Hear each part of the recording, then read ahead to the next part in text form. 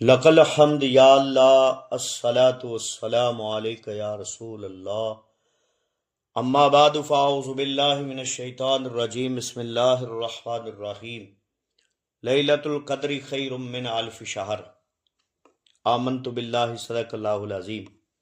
سامعین و ناظرین حضرات، آج ہم لیلۃ القدر کی فضیلت اور اہمیت بیان کریں گے۔ اللہ تعالیٰ حق کہنے اور اس پر عمل کی توفیق عطا فرمائے۔ اللہ تعالیٰ نے قرآن کریم میں ارشاد فرمایا لیلۃ القدر خیر من الف شہر۔ لیلۃ القدر کی رات جو ہے نا، قدر والی رات، اللہ کریم فرماتا ہے کہ یہ 1000 مہینوں سے بہتر ہے۔ خیر من الف شہر، 1000 مہینوں سے بہتر ہے۔ لیلۃ القدر کی عبادت 1000 مہینوں سے بہتر ہے۔ کتنی بہتر ہے یہ اللہ تعالیٰ اور اللہ کا رسول بہتر جانتا ہے۔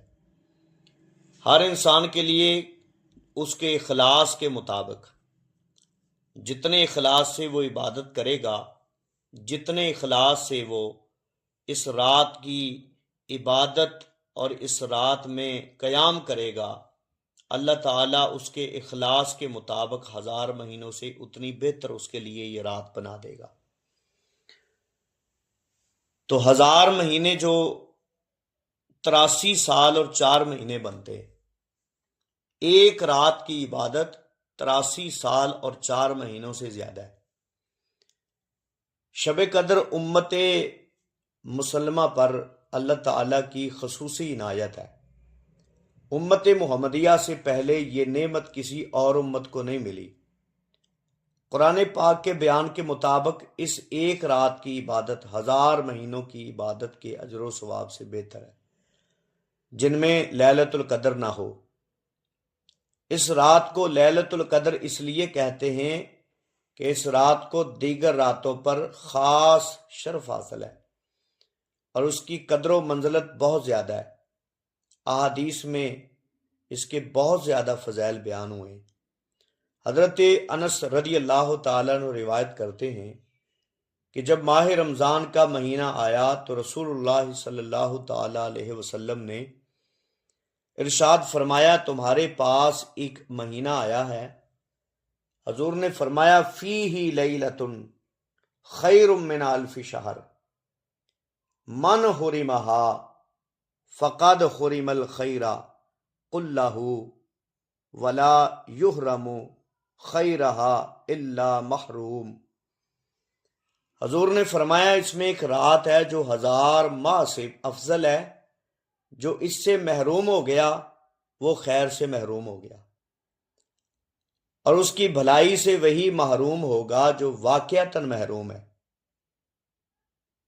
حضرت ابو ہریرہ رضی اللہ تعالیٰ عنہ بیان کرتے ہیں کہ رسول اللہ صلی اللہ علیہ وسلم نے ارشاد فرمایا، من قام لیلۃ القدر ایمانا و احتسابا غفر لہ ما تقدم من ذنبہ۔ حضور نے فرمایا جس نے شب قدر میں ایمان اور اخلاص کے ساتھ قیام کر کے عبادت کی، اس کے سابقہ صغیرہ گناہ سارے معاف کر دیے جائیں گے۔ ایمان سے مراد ہے قیام کرنے والا اس بات پر ایمان رکھتا ہو لیلۃ القدر کے جو فضائل بیان ہوئے ہیں وہ برحق ہیں، اور اسے ان پر پورا یقین ہے کہ اللہ وحدہ لا شریک مجھے یہ اجر عطا فرمائے گا اس رات کو۔